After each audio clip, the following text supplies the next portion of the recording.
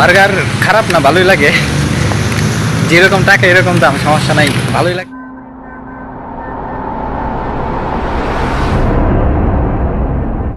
Hello guys, আসসালামু আলাইকুম। তো অনেকদিন পর রাত্রেবেলা বের হলাম বার্গার খাওয়ার উদ্দেশ্যে। এখন মালয়েশিয়াতে আসার পর বার্গার অনেক জায়গায় বিক্রি হয় জানি, কিন্তু হচ্ছে কোনো সময় যাই নাই। তো আজকে ভাবছি যে যাবো।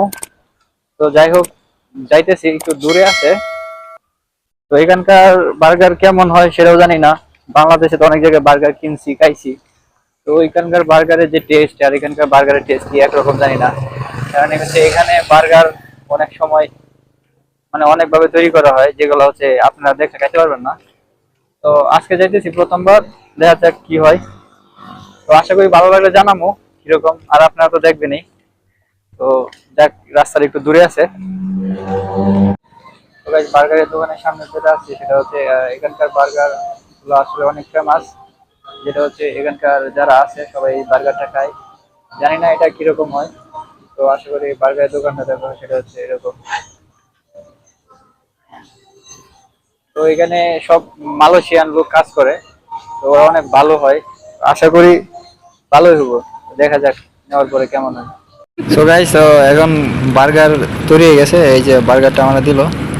এখন হচ্ছে বার্গারে যে আছে আসলে কোয়ালিটি, এটার যে দাম, বাংলাদেশে হচ্ছে একটা বার্গার 50 টাকায় পাওয়া যায়। মালয় রিঙ্গিত 6 টাকা, 6 রিঙ্গিত। তো এটা বাংলাদেশে কত টাকা হয় সেটা আসলে আমি বলতে চাচ্ছি না। আর এখানে আরেকটা মজার বিষয় হচ্ছে, আমি বার্গার কিনছি হচ্ছে রাস্তার লোকাল দোকান থেকে, আর এখন বার্গার খাইতেছি হচ্ছে যে কেএফসি সামনে। আর আমার বন্ধু বার্গার খায় আর হাসে।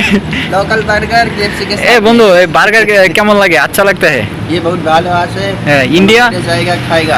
इंडिया में ऐसा बहुत है ना? हाँ, इंडिया में बहुत है। ज़्यादा अच्छा लगता है? বাংলাদেশে যেরকম টেস্ট, এখানকার টেস্ট এরকমই, একটু হালকা পরিবর্তন। এখানকার হচ্ছে সসগুলো আলাদা, আর হচ্ছে যেখানে মুরগির যে পিসগুলো দেওয়া আছে এটা হচ্ছে বাংলাদেশে ছোট ছোট পিস করে দেয়, আর এখানে এরকম না। এটা হচ্ছে একবারে পুরো একটা আস্ত একটা পার্ট ওই জায়গায় ঢুকায় দেয়। তো ভালোই লাগে, খারাপ না।